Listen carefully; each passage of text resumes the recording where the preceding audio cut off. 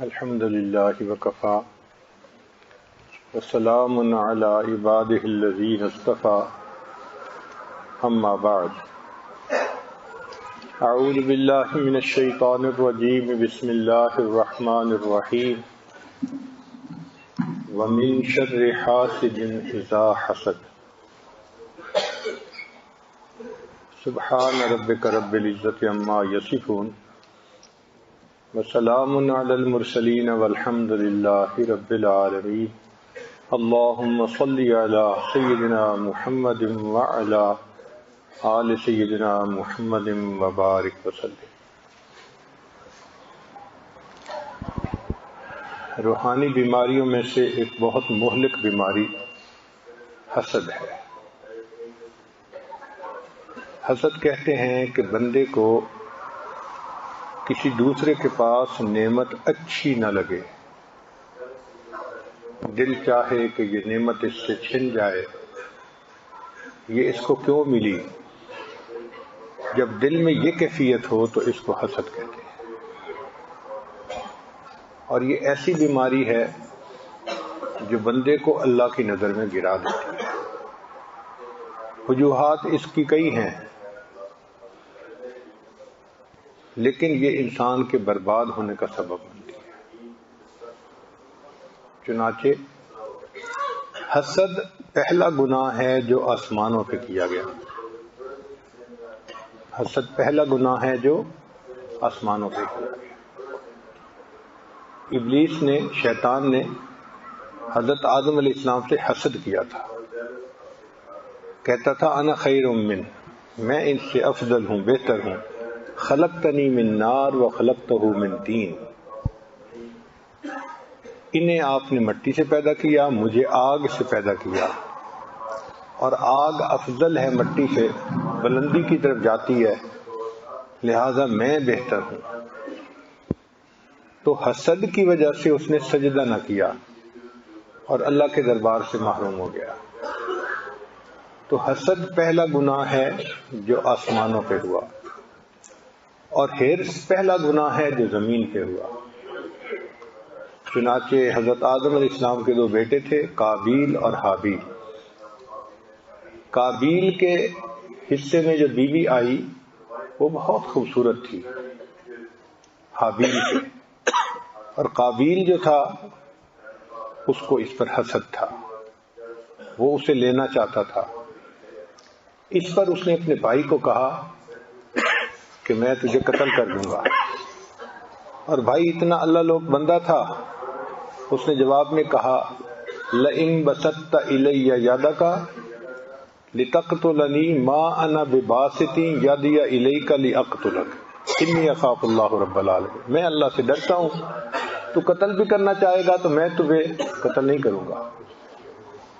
چنانچہ اس حرص میں آ کے بھائی نے بھائی کو قتل کر دیا، اور یہ اس دنیا میں سب سے پہلا گناہ ہوا۔ تو آسمانوں پہ پہلا گناہ کا سبب حسد بنا، زمین پہ پہلے گناہ کا سبب حرص بنی، اور یہ حرص اور حسد مہلک بیماریاں ہیں، اور یہ ایسے سینے میں چھپی ہوتی ہیں کہ پتہ نہیں چلتا۔ بعض بیماریاں ہیں جو نیکی کی زندگی گزارنے سے پہلے چھوڑنی پڑتی ہیں، لیکن حسد نیکی کے ساتھ چلتا ہے۔ انسان تہجد گزار ہوتا ہے، دین کا کام کرنے والا ہوتا ہے، عالم بن جاتا ہے، حتیٰ کہ سالک بن جاتا ہے، مگر اندر سے حسد نہیں نکلتا۔ اور حسد اپنوں سے ہی ہوتا ہے، یعنی ایک سالک کا حسد دوسرے سالک کے ساتھ، دونوں بھائی پیر بھائی ہیں، ایک طالب علم کا حسد دوسرے کے ساتھ، دونوں ایک استاد کے شاگرد ہیں، ایک بھائی کا حسد دوسرے کے ساتھ، دونوں ایک باپ کی اولاد ہے۔ یہ حسد بہت مشکل سے نکلتا ہے، اس کے لیے بہت اللہ کے سامنے رونا پڑتا ہے۔ حسد کی بنیاد یہ ہوتی ہے کہ بندہ اللہ کی تقسیم پہ راضی نہیں ہوتا، بنیاد یہ ہے۔ اگر دل اللہ تعالیٰ کی تقسیم پہ راضی ہو کہ اللہ تعالیٰ نے جس کو جو دیا ہے وہی بہتر ہے، تو پھر حسد نہیں ہوتا کسی سے۔ بھائی جس کو ملا ہے اللہ کے علم سے ملا ہے، اللہ کی دین سے ملا ہے، اللہ نے اس کو دیا۔ ایک ہوتا ہے غیبتہ اور ایک ہوتا ہے حسد، ہے ملتے جلتے مگر دونوں میں فرق ہے۔ غیبتہ یہ ہے کہ کسی کے پاس نعمت دیکھ کے دل میں یہ کیفیت ہونا کہ مجھے بھی یہ مل جائے، یہ جائز ہے، کیونکہ اس میں نعمت کی تمنا ہے۔ اور یہ کیفیت ہو کہ کسی کی نعمت کو دیکھ کے یہ کیفیت ہو کہ یہ نعمت مجھے مل جائے، اس سے چھن جائے، یہ حسد کہلاتا ہے، حسد حرام ہے۔ تو غیبتہ جائز ہے، کسی کی نیکی کو دیکھ کے دل میں تمنا ہونا کہ میں بھی نیک بن جاؤں، کسی کے نیک اولاد کو دیکھ کے تمنا ہونا کہ میری اولاد بھی ایسی نیک بن جائے، یہ جائز ہے۔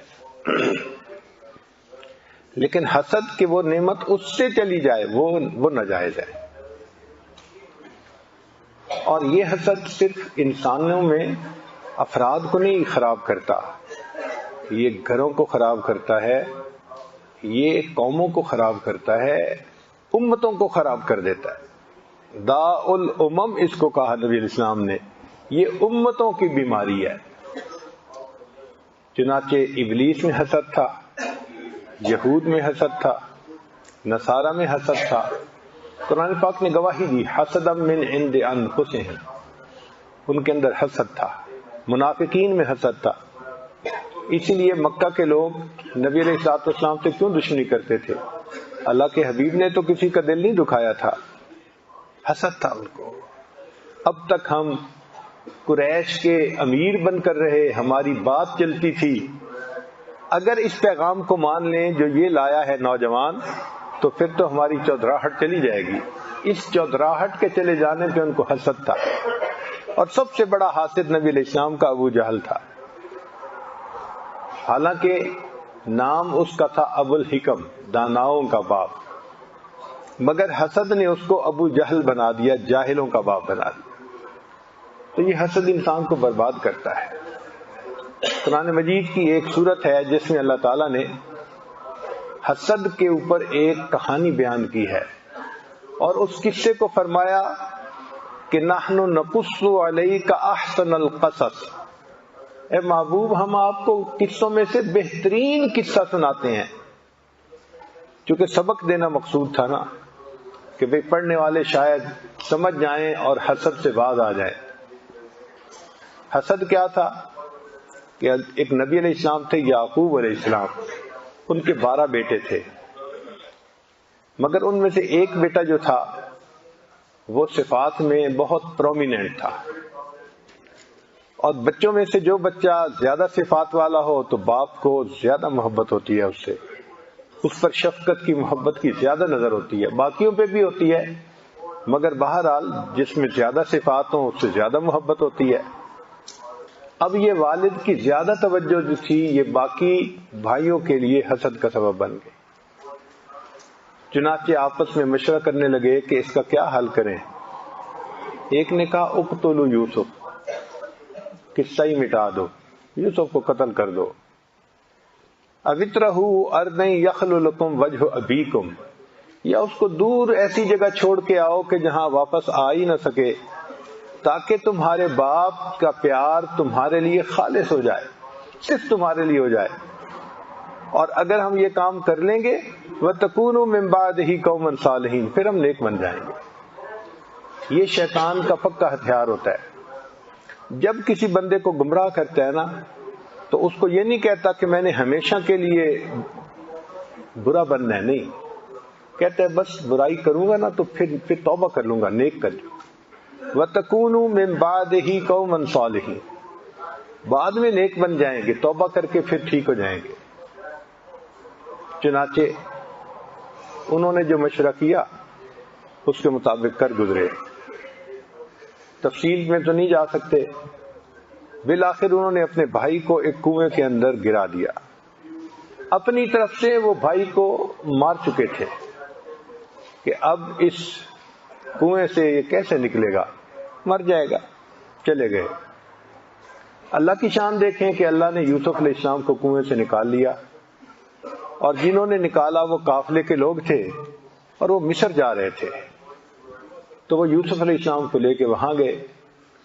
انہوں نے ان کو اپنا غلام بنا لیا اور انہوں نے کہا کہ یہ بچہ بہت خوبصورت ہے اور چھوٹی عمر میں ہے, اچھا کام کرنے والا ہے, اس کو اگر کوئی امیر بندہ خرید لے گا نا گھر میں کام کاج کے لیے تو پروفٹ بڑا ہوگا.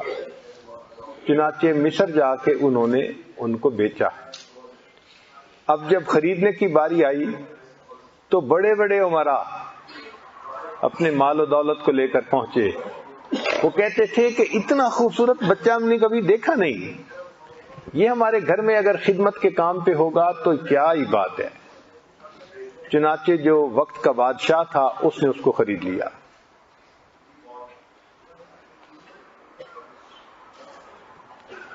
اب جب اس نے اس کو خرید لیا تو گھر میں رہنا شروع کر دیا بچے نے. بچہ غلامی کی زندگی گزار رہا تھا, یعنی گھر کے سارے کام کاج اسی کے ذمے تھے. اب اللہ کی شان دیکھیں کہ عمر بڑھ رہی ہے, بچہ جوان ہو رہا ہے.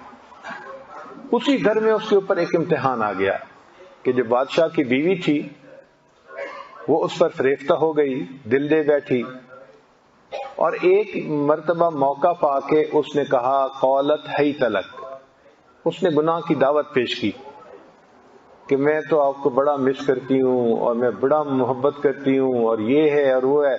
جو گانے عورتیں گاتی ہیں نا اس نے وہی گانا گانا شروع کر دیا.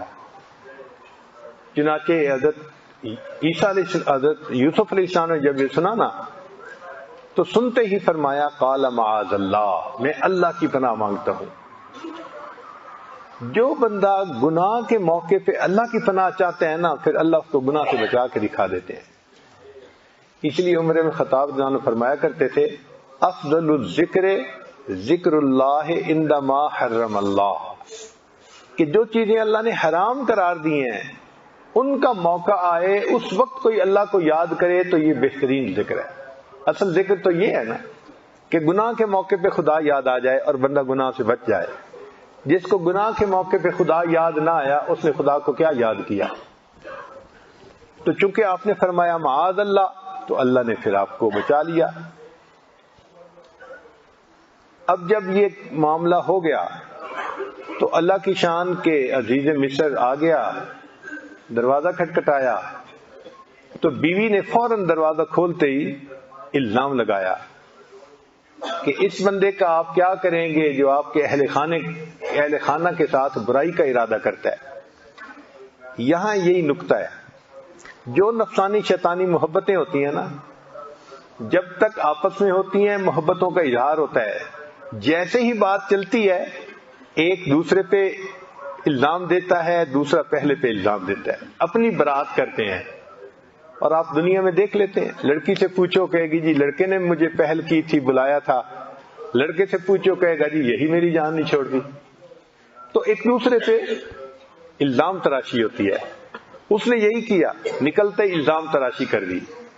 اندر خود دعوت گناہ دے رہی تھی قالت حیت لک, اور باہر نکلتے ہی خود نیک بن گئی اور کہا کہ ان کا ارادہ میرے ساتھ برائی کا تھا. اب اس وقت کیسے پتا چلے؟ اللہ رب العزت کا یہ دستور ہے کہ جو سچا ہوتا ہے نا اللہ کی اس کے ساتھ مدد ہوتی ہے. چنانچہ اس کائنات میں سچوں پر کئی مرتبہ الزام لگائے گئے, اللہ نے ان کے سچ کی بنا پر ان کی مدد فرمائی. بی بی مریم کی مدد فرمائی, صدیقہ تھی, سچ بولنے والی تھی. جب ان کے ہاں بیٹا ہوا تو وہ تو کنواری تھی, اتنی غم زدہ تھی کہ اس کا جی چاہتا تھا یا لیتنی مت قبل ھذا وکنت نسیا منسیا. یہ دل کی کیفیت تھی اس کی, میں اس کے ہونے سے پہلے مر چکی ہوتی, کوئی بھولی بسری چیز ہوتی, کر کے آ سکتی تھی, مجبور تھی. جب بچہ ہوا تو اس کو لے کے آئی, فأتت به قومها تحمل. جب بستی والوں نے, گاؤں والوں نے دیکھا, انہوں نے فوراً کہا یا اخت ہارون, اے ہارون کی بہن, ما کان ابوک امرأ سوء, تیرا باپ بھی برا نہیں تھا, وما کانت امک بغیہ, اور تیری ماں بھی بدکار نہیں تھی. دیکھو معاملہ تو تھا مریم کا, مریم پہ الزام نہیں کوئی دے رہا, الزام دے رہا ہے بھائی پر, باپ پر اور ماں پر. اس لیے نوجوان جب اخلاقی غلطی کرتے ہیں تو بڑوں کی عزت پہ حرف آتا ہے، ماں باپ کی عزت خراب ہوتی ہے، خاندان کی عزت خراب ہوتی ہے۔ چنانچہ بی بی مریم اس وقت بڑی پریشان۔ اب بی بی مریم نے جواب خود دینے کی بجائے بچے کی طرف اشارہ کر دیا، فاشارت الیہ۔ اس پر قوم نے کہا کیف نکلم من کان فی المہد صبیا، کیسے وہ گفتگو کر سکتا ہے کہ جو ابھی بچپن کی حالت میں گود میں ہے۔ تو اس پر اللہ رب العزت نے عیسیٰ علیہ السلام کو فرمایا کہ میرے پیارے عیسیٰ علیہ السلام، بچے بولتے نہیں ہیں، مگر ایک صدیقہ کے لیے گواہی دینی ہے، تم گواہی دو اور اپنی والدہ کی صداقت بیان کرو۔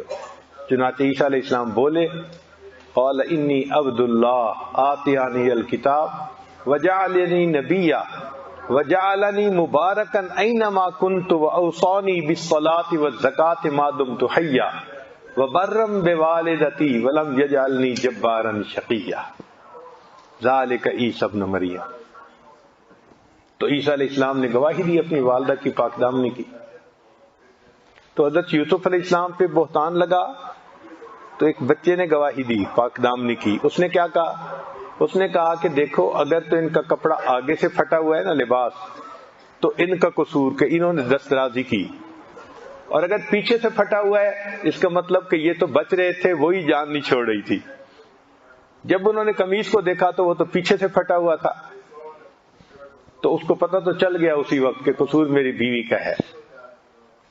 مگر یوسف علیہ السلام کی براعت اس بچے نے دے دی۔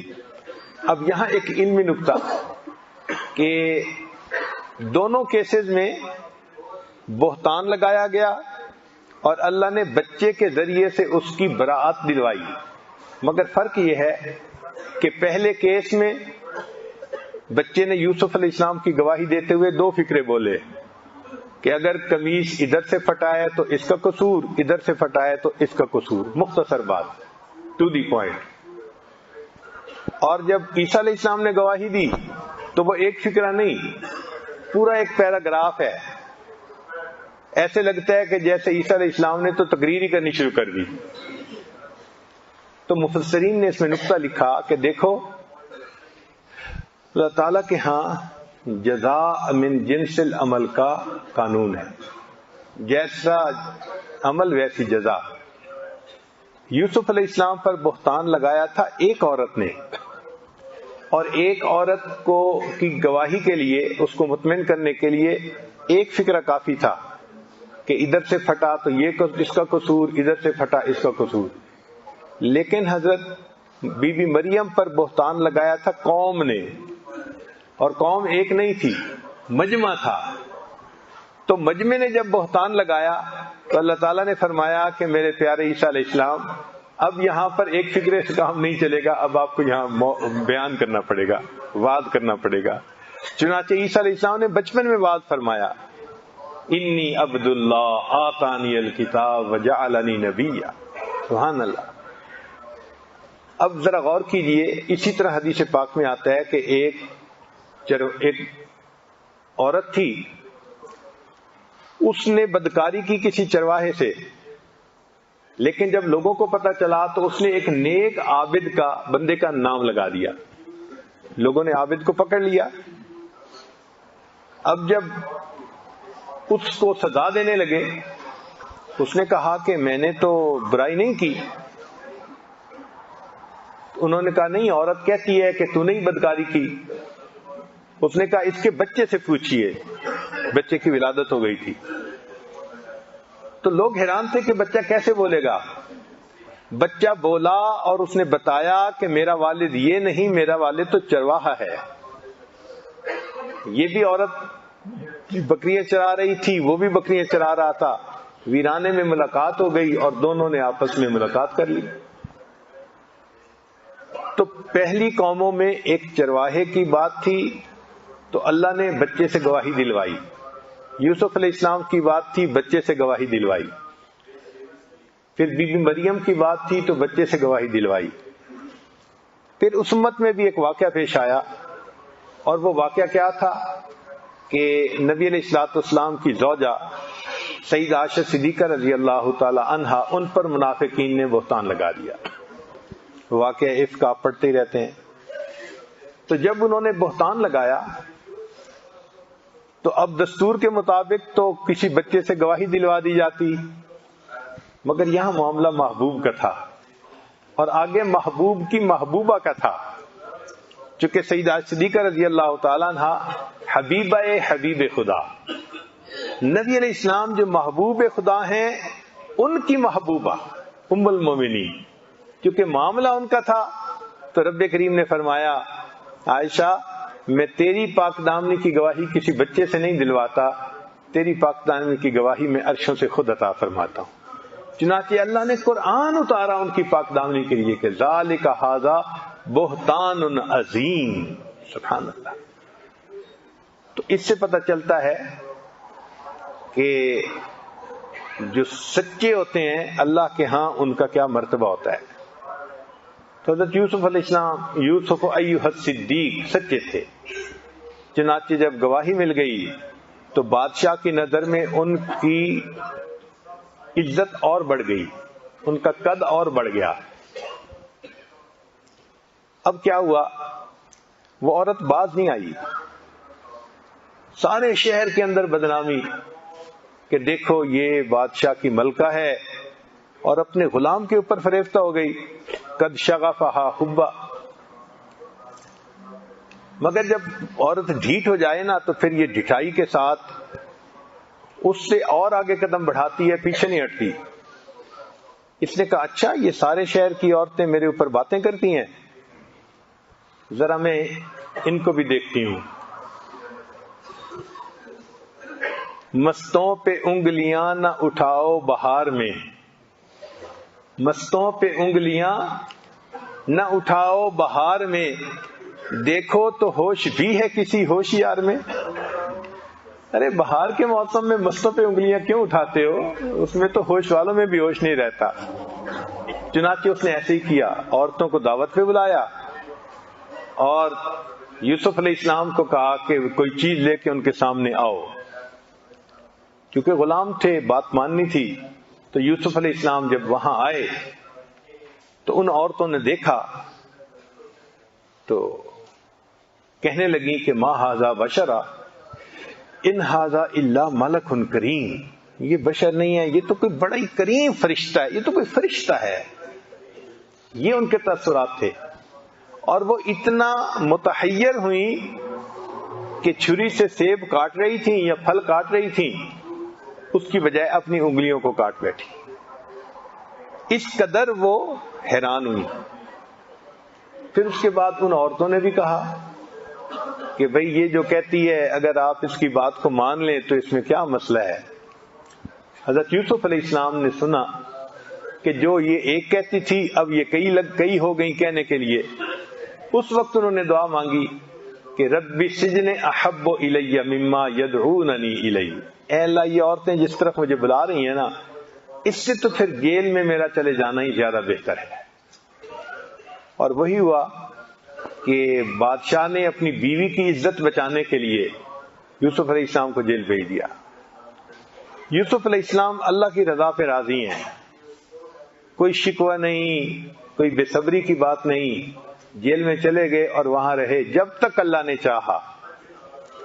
پھر سالوں کے بعد اللہ نے پانسا پلٹا. 2 قیدی تھے، انہوں نے خواب دیکھا اور یوسف علیہ السلام سے اس کی تعبیر پوچھی. جیسی تعبیر انہوں نے دی وہ دونوں خواب اس کے مطابق سچے ہوئے. ایک بندے کو قتل کر دیا گیا اور دوسرے بندے کو بادشاہ کا مقرب بنا دیا گیا. اب حالات دیکھو کیسے بدلتے ہیں. بادشاہ نے بھی خواب دیکھا تو اس نے صبح پوچھا کہ بھئی بتاؤ اس کی کیا تعبیر ہے. کوئی بندہ تعبیر بتا نہیں سکتا تھا، اتنا کمپلیکیٹڈ خواب تھا. اس وقت وہ جو بندہ تھا نا جس نے جیل میں خواب کا تعبیر پوچھی تھی، اس کو یاد آیا. وہ کہنے لگا ہاں ایک بندہ ہے جس نے مجھے بھی تعبیر بتائی تھی اور ٹھیک نکل آیا تھا خواب، اور اگر میں اسے بلاؤں تو وہ بھی آپ کو تعبیر بتا سکتا ہے. تو بادشاہ نے کہا کہ اچھا ٹھیک ہے، ان کو بلاؤ۔ وہ بندہ بلانے کے لیے آیا۔ اب اگر یوسف علیہ السلام بیزار ہوتے نا تو اس کے آنے کو خوشی منا کے فوراً ساتھ چلے آتے کہ جان چھٹی، مگر فرمایا نہیں، پہلے بادشاہ سے جا کے پوچھو قصور میرا تھا یا عورتوں کا تھا۔ نبی علیہ السلام نے فرمایا اللہ میرے بھائی یوسف کو جزا عطا فرمائے، اتنے سال کی جیل کاٹنے کے بعد پھر بھی کہا کہ حق کو واضح کرو، نکھار کرو، تب میں آؤں گا۔ چنانچہ بادشاہ نے اپنی زبان سے کہا کہ یہ عورتیں جو تھیں یہ سب مکر ان کا تھا اور آپ تو ٹھیک تھے۔ اِنَّكَ الْيَوْمَ لَدَيْنَا مَكِينٌ امین، آپ نے تو آج ہمارے نزدیک بڑا امین شخص ہونے کی حیثیت سے مقام پایا ہے۔ اب انہوں نے تعبیر پوچھی تو یوسف نے تعبیر بتائی کہ بھئی 7 سال بڑی اچھی فصل ہوگی اور اس کے بعد 7 سال بڑے قحط کے ہوں گے۔ اس نے کہا جی حل کیا ہے؟ انہوں نے کہا حل یہ ہے کہ جب 7 سال اچھی فصل ہو تو جو گیہوں ہیں نا ان کو آپ پریزرو کر لیں، اور جب قحط آئے تو اس میں پھر اس کو یوز کر لیں تاکہ لوگ قحط سے بچ جائیں۔ اب بادشاہ کے دل میں یہ بات آئی کہ میں بوڑھا تو ہو ہی گیا ہوں، یہ نوجوان جس نے میری عزت کی حفاظت کی اور اس میں خیانت نہیں کی، اس کو اگر میں بادشاہ بنا دوں گا تو یہ میرے خزانے میں بھی خیانت نہیں کرے گا۔ وہ جو پیچھے ایک واقعہ گزر چکا تھا نا وہ اس کے بیک گراؤنڈ میں تھا کہ جو نوجوان میری عزت پہ ڈاکہ نہیں مارتا وہ میری سلطنت پہ ڈاکہ کیوں مارے گا؟ چنانچہ اس نے کہہ دیا جی ٹھیک ہے۔ یوسف علیہ السلام سے کہا کہ اس کا حل کیا ہے، حل تو بتائیں نا۔ انہوں نے فرمایا اجعلنی علی خزائن الارض، مجھے خزانوں کی نگرانی متعین کر دیں، میں ان کا محافظ بھی بنوں گا اور میرے پاس علم بھی ہے، مجھے پتہ بھی ہے، انی حفیظ علیم۔ چنانچہ بادشاہ خود دستبردار ہو گیا اور اس نے یوسف علیہ السلام کے ہاتھ میں تمام خزانوں کی کنجیاں دے دی۔ وہ بچہ جو گھر میں غلام تھا اس نے پاک دامنی کی زندگی گزاری، اللہ نے اس کو غلامی سے نکال کے تخت شاہی عطا فرما دی، اب وہ بادشاہ بن گیا۔ چنانچہ یوسف علیہ السلام نے ان 7 سالوں میں گندم کو پریزرو کیا۔ وہ کیسے کہ گندم کو سٹے سے نکالا نہیں، گندم سٹے سے نکل آتی ہے نا پھر جلدی خراب ہو جاتی ہے، سٹے کے اندر رہے تو پھر خراب نہیں ہوتی۔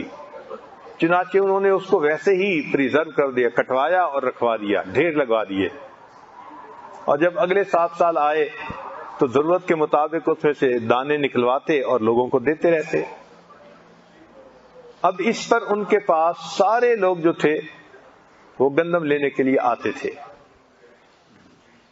اب یہاں سے ایک نیا رخ شروع ہوا سٹوری کا کہ جو یوسف علیہ السلام کے بھائی تھے اگرچہ وہ بہت دور تھے لیکن قحط ان کے ملک میں بھی تھا، وہ بھی پریشان تھے۔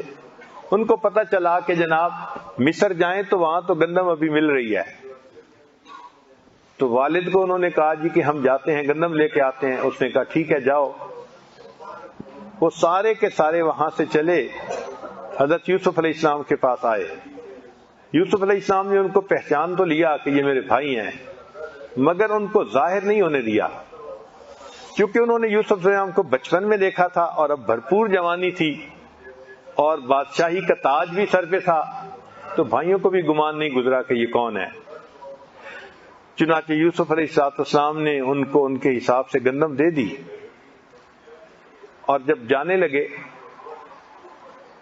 تو ان کو کہا کہ بھائی دیکھو آپ نے کہا ہے کہ ہم اتنے بھائی ہیں لیکن آئے کم ہو، آئندہ آنا تو جس بھائی کو نہیں لائے اس کو بھی لے کے آنا ورنہ حصہ نہیں ملے گا اس کا۔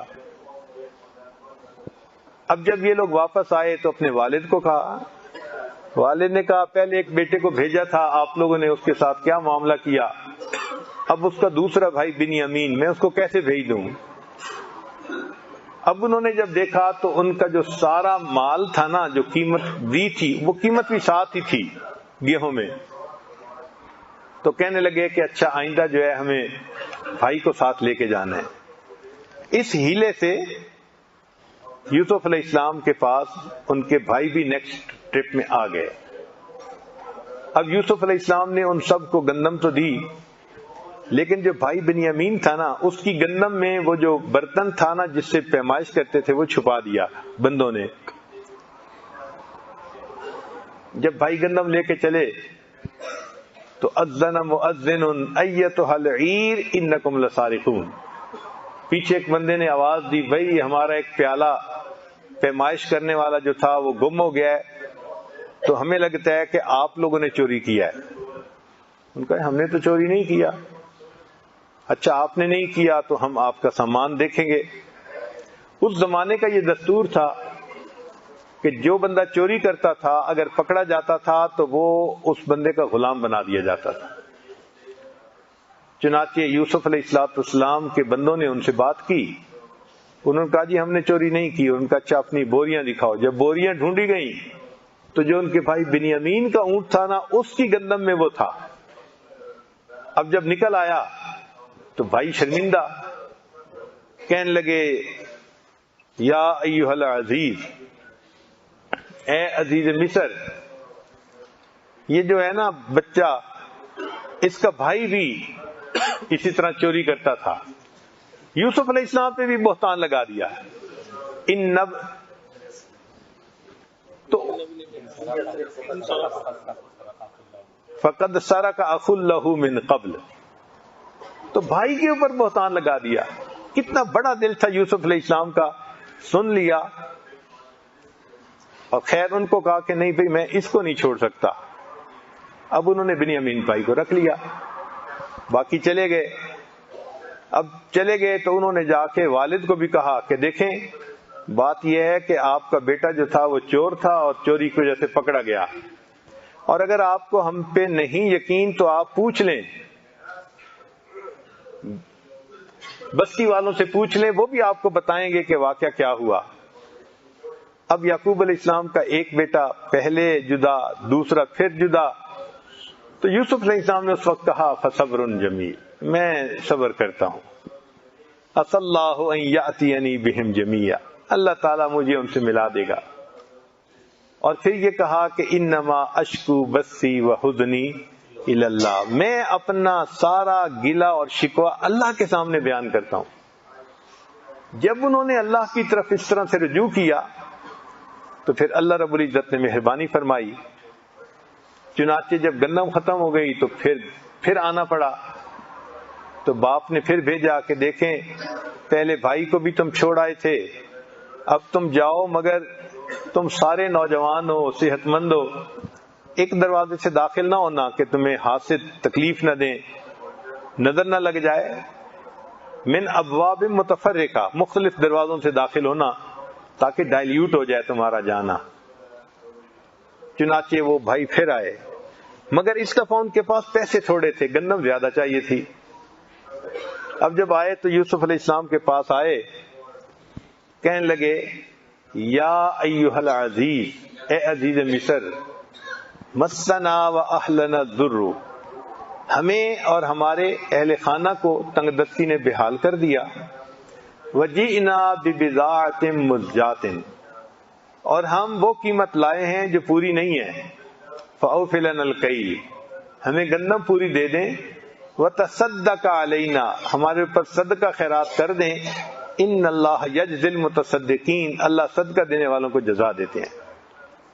جب انہوں نے یہ الفاظ کہے نا کہ صدقہ کر دیں، اللہ صدقہ دینے والوں کو جزا دیتے ہیں، تو یوسف علیہ السلام نے سوچا ہیں تو یہ بھی نبی زادے نا، نبی علیہ السلام کے بیٹے ہیں، اور یہ میرے سامنے کھڑے اس وقت بھیک مانگ رہے ہیں کہ ہمارے اوپر صدقہ کر دو. یہی ہوتا ہے نا کہ اللہ کے نام پہ دے دو. تو اس وقت انہوں نے پھر بات کھولی اور پوچھا ما فعلتم بیوسف، تم نے یوسف کے ساتھ کیا کیا تھا؟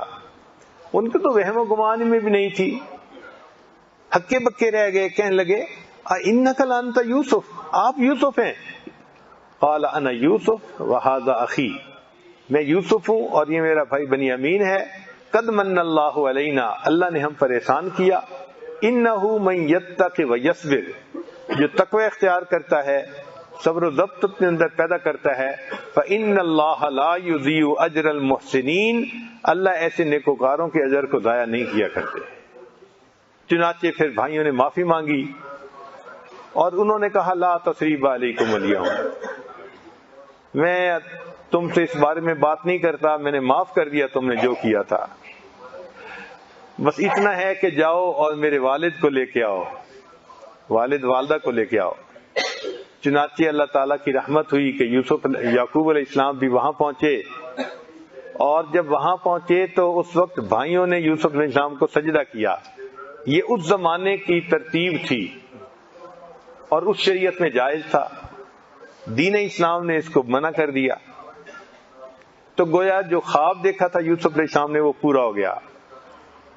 پھر یعقوب علیہ السلام کی بینائی چلی گئی تھی رو رو کے، تو یوسف علیہ السلام نے اپنا کرتا بھیجا اذهبوا بقمیصی، کہ یہ قمیص لے جاؤ اور جا کے ان کے چہرے پہ لگاؤ، فرتد بصیرا، وہ دوبارہ آنکھوں والے ہو جائیں گے. اور واقعی اللہ نے بینائی واپس عطا فرما دی. اب اس پر اس قصے کو لا کے ختم کیا تو آپ یہ دیکھیں کہ اس پوری کہانی کے مختلف کریکٹر ہیں. ایک ہے یوسف علیہ السلام، ان کے ساتھ حاسدوں نے حسد کیا اور انہوں نے صبر کیا، اور جب زلیخا نے گناہ کا تقاضا کیا تو انہوں نے تقوی اختیار کیا، صبر بھی کیا اور تقوی بھی اختیار کیا. تو جو صبر اور تقوی اختیار کرتا ہے فإن اللہ لا یضیع اجر المحسنین، اللہ ایسے نیکوکاروں کے اجر کو ضائع نہیں کیا کرتے. چنانچہ ہر دور میں اور ہر زمانے میں جو بندہ یوسف علیہ السلام کی طرح گناہوں سے بچتا ہے، اللہ اس کو فرش سے اٹھا دیتا ہے اور اس کو عرش پہ بٹھا دیتا ہے. عربی میں تخت کو عرش کہتے ہیں، اللہ اس کو عرش پہ بٹھا دیتا ہے. تو یوسف علیہ السلام کو عزتیں مل گئیں. ایک کریکٹر ہے یوسف علیہ السلام کے بھائیوں والا. چنانچہ انہوں نے حسد کیا، حسد کی وجہ سے ان کو ذلت اٹھانی پڑی، اور بالآخر پھر انہوں نے معافی مانگی تو معافی بھی مل گئی. اور یہ ثابت ہو گیا کہ جو حاسد ہوتا ہے حسد اس کو نیچے گرا ہی دیتا ہے. ایک اس میں تھے حضرت یعقوب علیہ السلام کہ ان سے اللہ تعالیٰ نے ایک نعمت کو لے لیا تھا. بیٹا نعمت ہوتی ہے نا، تو ان پر آزمائش آئی کہ ان سے بیٹا لے لیا گیا تو وہ روئے. پھر اللہ نے کافی عرصے کے بعد ان کو بیٹا لوٹا دیا. یہاں مفسرین نے ایک پیارا نقطہ لکھا ہے کہ اللہ تعالیٰ جب بھی کسی بندے سے کوئی چیز لیتے ہیں تو جب لوٹاتے ہیں تو بہتر صورت میں واپس لوٹاتے ہیں. مثال کے طور پہ اللہ نے آدم علیہ السلام کو جنت سے باہر نکالا اور ان کی اولاد کو اللہ نے اس دنیا میں کمالات عطا فرمائے اور پھر ان کو جنت عطا فرمائی. تو دیکھو کامل کر کے واپس لوٹایا. بچہ آتا ہے تو اس کے اندر تو کمال نہیں نہ ہوتا، تو کمزور ہوتا ہے، لیکن اللہ تعالیٰ بہتر صورت میں اس کو واپس لوٹاتے ہیں. چنانچہ ابراہیم علیہ السلام سے اللہ تعالیٰ نے بیٹے کی قربانی مانگی تھی تو انہوں نے بیٹے کو قربان کیا. ایک بیٹے کو قربان کیا، اللہ نے اس کو بھی قربان نہیں ہونے دیا، اور پھر اللہ نے کیا وجعلنا یعقوب نافلہ، نفل کے طور پہ اللہ نے ان کو یعقوب علیہ السلام بھی عطا فرما دی.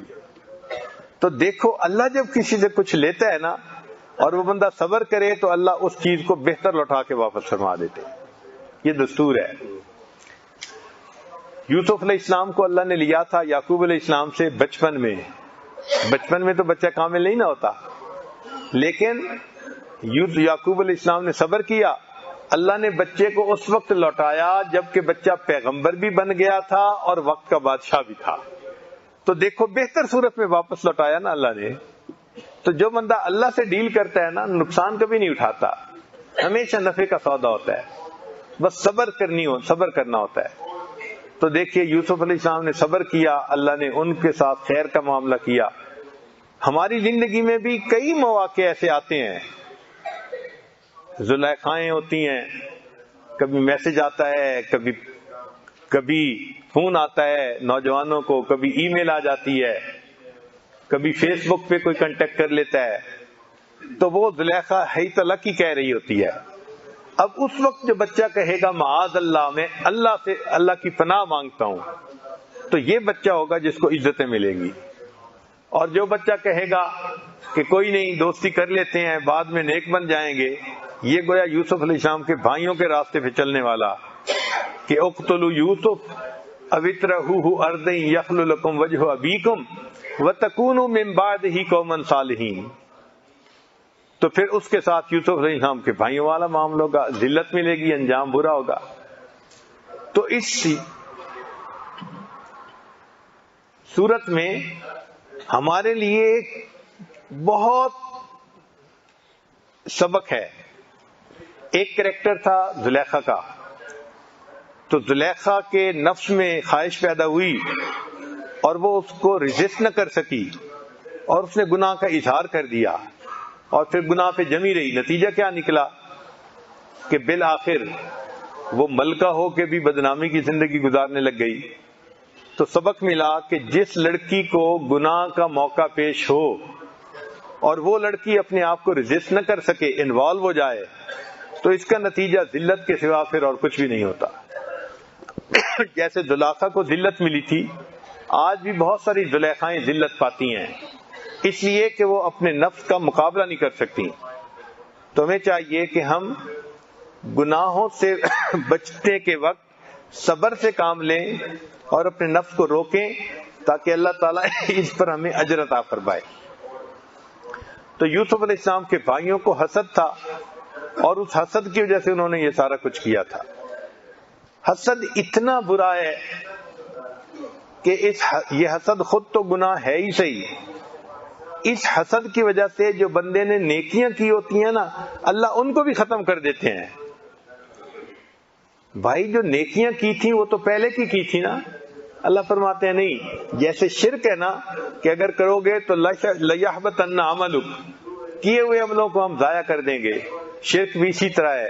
الحسد یأکل الحسنات کما تأکل النار الحطب، جس طرح آگ لکڑی کو کھا جاتی ہے، حسد کیے ہوئے نیک اعمال کو اس طرح کھا جاتا ہے۔ تو نیکیاں نہیں بچتی حاسد کی، نیک عمل بھی ضائع ہو جاتے ہیں۔ اس حسد کو سمجھنے کے لیے ایک کہانی سنیے۔ لگتا تو ہے کہ یہ ایک گھڑی ہوئی کہانی ہے، کنکوکٹڈ سٹوری ہے، مگر ہے مزے کی۔ ایک صاحب تھے، نیک تھے، عبادت گزار تھے، دل میں خیال آیا جاؤں غار میں جا کے اللہ کی عبادت کروں۔ چنانچہ وہ چلے گئے اور غار میں جا کے انہوں نے ذکر شروع کر دیا، سارا دن ذکر نماز میں مشغول رہتے۔ اب رزق تو اللہ نے پہنچانا ہوتا ہے، اللہ تعالیٰ نے کوئی ایسا سبب بنا دیا کہ کوئی بندہ روزانہ آتا اور ایک ہنڈیا گرم گرم سالن کی اس کو دے جاتا، تو ہنڈیا بھی ملتی، روٹی بھی ملتی، تو وہ مزے سے کھا لیتا، عبادت کرتا۔ اس کی عبادت اللہ کے ہاں قبول ہوئی اور اللہ نے غیب سے اس کو رزق پہنچانا شروع کر دیا۔ جب کچھ عرصہ کھانا کھایا تو اس کو خیال آیا کہ بہت عرصہ غار میں گزار لیا، کیوں نہ گھر جاؤں، بیوی بچے بھی انتظار میں ہوں گے، ان کے ساتھ جا کے رہوں۔ اب وہ جب گھر آ گیا تو عبادت کرتا تھا تو وہ ہنڈیا گھر میں بھی ملنی شروع ہو گئی۔ اب ہنڈیا میں ایک ہی بندہ تو نہیں نہ کھانا کھاتا، بیوی بھی کھاتی، بچے بھی کھاتے۔ تھوڑے دنوں میں سارے گھر والوں کے چہرے پہ سرخی، صحتیں اچھی ہو گئی۔ اب جب ان کی صحتیں اچھی ہو گئیں تو ایک پڑوس میں بندہ رہتا تھا جو حاسد تھا، وہ بڑا حیران کہ بھائی کیا معاملہ ہے، ان لوگوں کی صحتیں اچھی ہوتی جا رہی ہیں، نکھرتے جا رہے ہیں رنگ ان کے۔ وہ ساتھ لگ گیا کہ میں پتہ تو کروں راز کیا ہے۔ لسوڑے کی گٹھلی ہوتی ہے نا، جان چھڑانا چاہو نہیں چھوٹتی، وہ نہیں ہٹتی، وہ اسی طرح کا تھا۔ خیر وہ ساتھ چپک گیا اور کہتا رہا کہ بس مجھے راز بتائیں کہ کیا ہے۔ جب بہت زیادہ اس نے چپک لپٹ کے پوچھا تو اللہ کی شان، یہ سادہ بندہ تھا، اس نے بتا دیا میں غار میں گیا تھا اور میں نے 2 سال وہاں اللہ کی عبادت کی، تو ایک دن مجھے آواز آئی کہ بندے تیری عبادت ہم نے قبول کر لی، مانگو کیا مانگتے ہو؟ تو میں نے دعا مانگی، اللہ اگر مجھے 1 ہنڈیا روز مل جایا کرے نا تو بس میں کھانا کھا لیا کروں گا، تیری عبادت میں لگا رہوں گا۔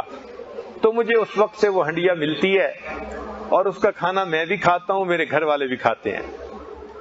جب اس بندے کو راز کا پتہ چل گیا، اب وہ بھی اپنے گھر والوں سے الوداع ہو کے کسی غار میں جا کے بیٹھ گیا اور اس نے بھی ذکر کرنا شروع کر دیا۔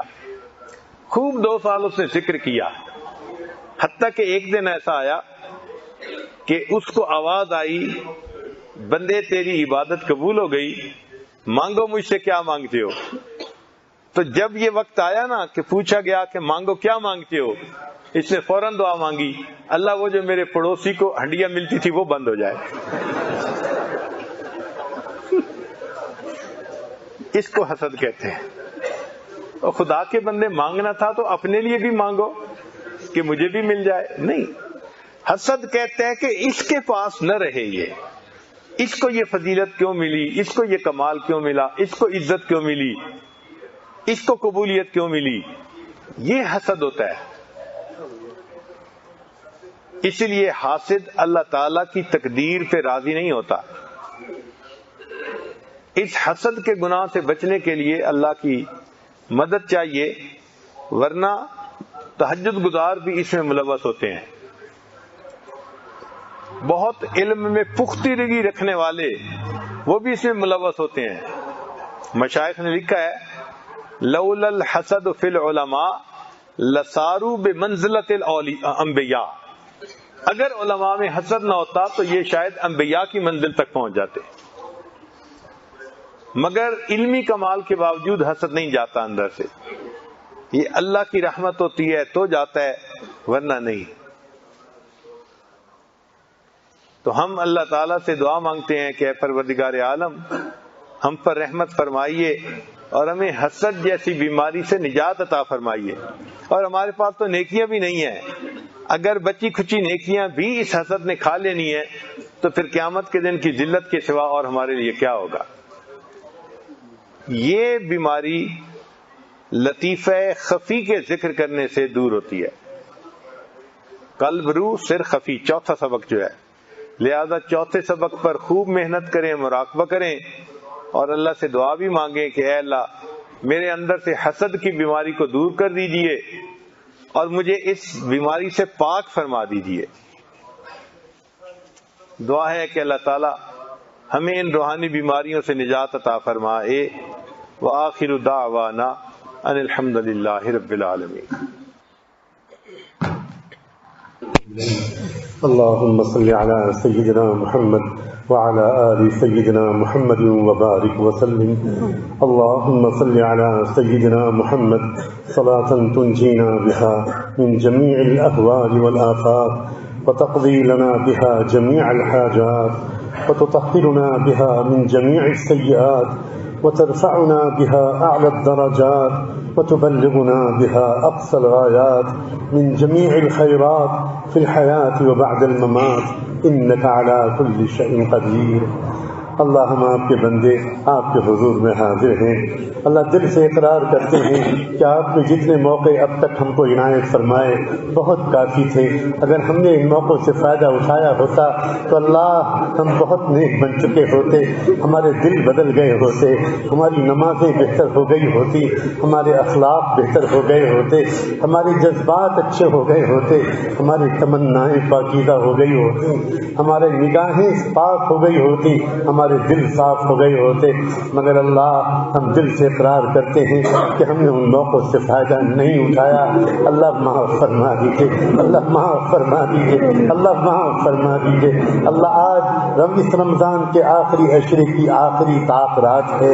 اللہ اللہ اللہ، آپ طاق راتوں میں آپ کتنے کروڑ بندوں اور بندیوں کو معاف فرماتے ہیں. اللہ مغفرت کے طالب یہاں بھی بیٹھے ہیں، اللہ محتاج ہیں، شرمندہ ہیں، پچھتا رہے ہیں، اللہ پچھتا رہے ہیں، معاف فرما دیجیے. اللہ مغفرت ڈھونڈتے ڈھونڈتے، ہدایت ڈھونڈتے ڈھونڈتے، تقوی تلاش کرتے کرتے، آپ کی محبت تلاش کرتے کرتے کہاں کہاں سے آپ کے بندے یہاں جمع ہیں. اللہ اور اب تو جدائی کا وقت قریب آ رہا ہے. اللہ اللہ خالی ہاتھ نہ بھیجیے گا، خالی ہاتھ نہ بھیجیے گا، اللہ خالی ہاتھ نہ بھیجیے گا. اللہ مغفرت دے دیجیے، تقوی دے دیجیے، اللہ مغفرت دے دیجیے، تقوی دے دیجیے، اللہ معاف کر دیجیے، اللہ معاف کر دیجیے. ایک نظر اس مجمع کی طرف دیکھ لیجیے، ایک نظر ڈال دیجیے، اللہ ایک نگاہ ڈال دیجیے. کہاں کہاں آپ کے بندے اور بندیاں ان دعاؤں میں آمین کہہ رہے ہیں. پوری دنیا میں لوگ رات رات بھر جاگ کر حضرت کے بیان سننے کے انتظار میں رہتے ہیں. اللہ اللہ، ہزاروں ہزار مرد اور عورتیں اللہ کہاں کہاں بیٹھ کر سن رہے ہیں، میسیجز آ رہے ہیں. اللہ اللہ، نہ جانے کہاں کہاں سے سب کے پاس پیغام آتے ہیں. حضرت جی سے کہہ دو ہمارے لیے بھی دعا کر دیں، ہمارے لیے بھی دعا کر دیں. اللہ اللہ، سب کو معاف فرما، اللہ سب کو معاف فرما. آپ کے محبوب نے ایک بار یوں کہہ کر دعا مانگی تھی، اللہم ان تغفر فاغفر جما وَيُعَجِّل لَكَ مَا عَلَمَّا. انہوں نے کہا تھا اللہ معاف کر دیجئے، معاف کر دیجئے. اللہ معاف کرنا ہے تو سب کو معاف کر دے. ایسا بندہ کہاں ہوگا جس نے کوئی گناہ نہیں کیا ہوگا. اللہ آپ کے محبوب کی یہ دعا لگتا ہے ہم جیسوں کے لیے تھی، ہمارے لیے تھی. اللہ اگر ہمارے الفاظ قابل قبول نہیں تو اپنے محبوب کے الفاظ کی لاج رکھ لیجیے، اپنے محبوب کے الفاظ کی لاج رکھ لیجیے. اللہ اللہ، اب واپس کا وقت قریب ہے، ہر ایک گھبرایا ہوا ہے، ہر ایک ڈرا ہوا ہے. یہاں محفوظ ماحول میں تھے، اللہ محفوظ ماحول میں تھے. اللہ ایک گھنے گھنے شجر سایہ دار کے سائے میں تھے، سدا بہار درخت کے سائے میں تھے. اللہ شفقتیں تھیں، محبتیں، مسکراہٹیں، اللہ دعائیں. اللہ اب جائیں گے، اللہ نہ جانے کیسے کیسے ماحولوں سے گزرنا ہوگا، کیسے کیسے حالات آئیں گے. اللہ آپ ہمیں بچا لیجیے گا، اللہ آپ بچا لیجیے گا تو بچ پائیں گے، نہیں تو نہیں بچ پائیں گے. اللہ بچا لیجیے، اللہ اللہ تقویٰ دے دیجیے، اللہ گناہوں سے بچا لیجیے، اللہ گناہوں سے بچا لیجیے، اللہ گناہوں سے بچا لیجیے. اے رب کریم، اے رب کریم، آپ کی شان رحیمی کا واسطہ، آپ کی شان کریمی کا واسطہ. اللہ اللہ، آپ نے اپنے اس دور کے شاید بہترین دربار تک ہم سب کو پہنچایا ہے. اللہ ہمیں قدر کی توفیق عطا فرما. اللہ تاریخ لکھی جا رہی ہے، تاریخ بنائی جا رہی ہے. اللہ کیسے کیسے ہیرے تلاش کیے جا رہے ہیں اور تلاشے جا رہے ہیں. اللہ کون سوچ سکتا تھا کہ امریکہ اور یورپ کے ماحولوں میں پلنے والے یہ نوجوان اللہ ایسے بڑی صفت بنیں گے کہ دیکھ کر بوڑھے بوڑھوں کو بھی رشک آ رہا ہے. میرے پیارے اللہ، آپ نے اپنے جن بندوں پر ذمہ داری ڈالی ہے، اللہ اپنے کرم سے ان کو تحمل نصیب فرما. اللہ ان کو ان ذمہ داریوں کی ادائیگی کی صلاحیت اور استعداد نصیب فرما. اللہ جو امیدیں آپ کے نیک بندے نے ہم سب سے لگائی ہیں، اللہ ان امیدوں پر کھرا اترنے کی توفیق عطا فرما. اللہ اپنے بڑوں کے نام کو رسوا کرنے سے ہمیں بچا لیجیے. اللہ اللہ، عزت دینے کے بعد اب ذلت کی زندگی سے محفوظ رکھیے، ذلت والے کاموں سے محفوظ رکھیے. اللہ اللہ، ایک توجہ، ایک نظر کرم سے ہمارا کام چل جائے گا.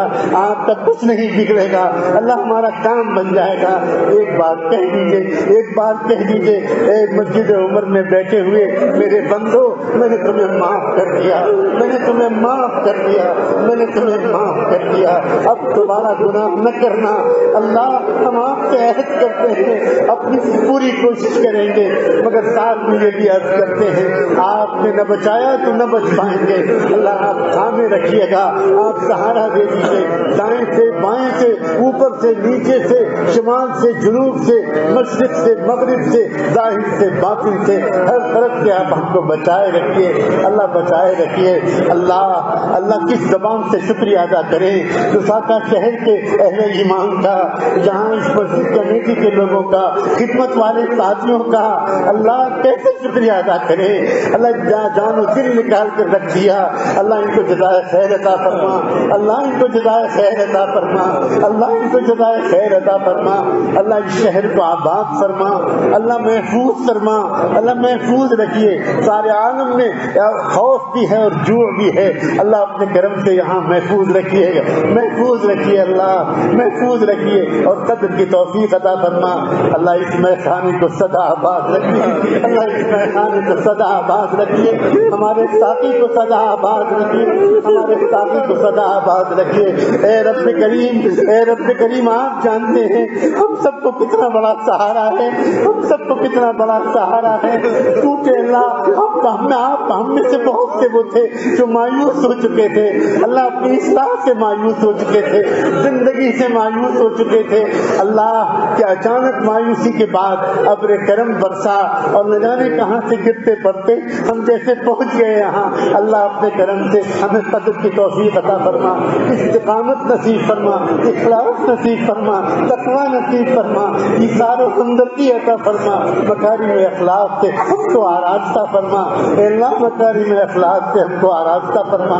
اے رب کریم، اے اللہ ٹوٹے پھوٹوں کی دعاؤں کو قبول فرما. اگر ہماری دعائیں قابل قبول نہیں تو ہمارے حضرت کی دعاؤں کو قبول فرما. اللہ ان کی دعاؤں کو قبول فرما، ان کی محنتوں کو قبول فرما. نہ جانے کتنے امراض و عوارض میں گرے رہنے کے باوجود 24 گھنٹے اتنی شدید مشقت. اللہ طرف کھا جائیے، اللہ رحم کھا جائیے، اللہ رحم کھا جائیے، اللہ رحم کھا جائیے. اللہ ہم وسیلہ اختیار کرتے ہیں صالحین کی دعاؤں کا. اللہ ہم وسیلہ اختیار کرتے ہیں صالحین کے اعمال کا. اللہ اپنے کرم سے، اللہ اپنے کرم سے، اللہ اپنے کرم سے ان دعاؤں کی لاج رکھ لیجیے. اے رب کریم، اے رب کریم، رمضان کی ہو سکتا ہے آج آخری رات ہو یا اور ایک رات مل جائے. اے رب کریم، اس سے پہلے کہ یہ مہینہ نکلے مغفرت فرما دیجیے، مغفرت فرما دیجیے، مغفرت فرما دیجیے. کہیں ان بدبختوں میں ہمارا نام نہ آ جائے. اللہ جو رمضان پورا گزر جانے کے باوجود جن کو مغفرت نہ مل پائی اور جن کو لگ گئی جبریل کی بد دعا، اور اللہ جو آپ کے محبوب کی آمین کے بعد اور پختہ ہو گئی، اللہ اپنے کرم سے ہمیں ان محروموں میں شامل نہ فرمائیے. اے رب کریم، اے رب کریم، اپنے در کی حاضری نصیب فرما، اپنے محبوب کے روضے کی زیارت نصیب فرما. کتنا دل چاہتا ہے احرام باندھے، لبیک لبیک پڑھیں اور دیوانہ وار اللہ ان مقامات سے پہنچے. اللہ ہم بھی طواف کرے، ہم بھی حجر اسود کو چومیں. اللہ کب وہ دن آئے گا؟ اے رب کریم، آپ صرف امیروں کے رب تو نہیں ہیں، آپ غریبوں کے بھی تو رب ہیں. اللہ بلا لیجیے، اللہ بلا لیجیے، اللہ بلا لیجیے، اللہ بلا لیجیے. بار بار مقبول حاضری نصیب فرما. اللہ ہمارے تمام مشائخ کو، تمام اولیاء اللہ کو، تمام علماء فقہاء محدثین کو، بالخصوص ہمارے سلسلے کے مشائخ کو اللہ اعلیٰ مراتب سے نوازے، اعلیٰ مراتب سے نوازے. ان کی محنتوں کو اللہ قیامت کے لیے قبول فرما.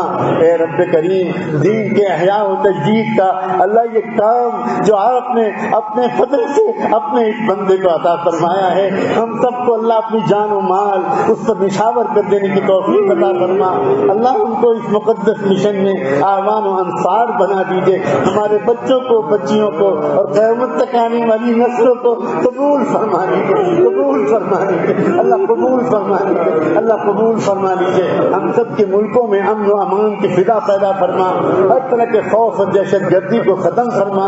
اے رب کریم، انصاف کی میزان کو نصب فرما، انصاف کی ترازو کو قائم فرما. اے رب کریم، نظام عدل کو قائم فرما. حفاظت دین، اشاعت دین اور اقامت دین کی سب کوششوں کو قبول فرما. دعوت و تبلیغ کی محنت کی حفاظت فرما. مدارس و مکاتب کی حفاظت فرما. خانقاہوں کی جہاں اللہ اللہ سکھایا جاتا ہے، اللہ ان کی بھی حفاظت فرما. اللہ جو مانگا ہے وہ بھی عطا فرما، جو نہیں مانگ سکے اللہ وہ بھی عطا فرما. ایک التجا اور ہے اللہ، ہم سب کی طرف سے ہم سب گنہگاروں کے نام لے لے کر رحمت محدث عالم صلی اللہ علیہ وآلہ وسلم کی خدمت اقدس میں درود و سلام بھجوا دیجیے ان پر اور ان کی آل پر، ان پر اور ان کے اہل بیت پر، صحابہ اور صحابیات پر، ازواج مطہرات پر، ذریت طیبہ پر اور ان کے نقش قدم پر چلنے والے تمام صالحین و صالحات پر اور انہی کے راستے پر جینے اور مرنے کی ہم سب کو توفیق عطا فرما۔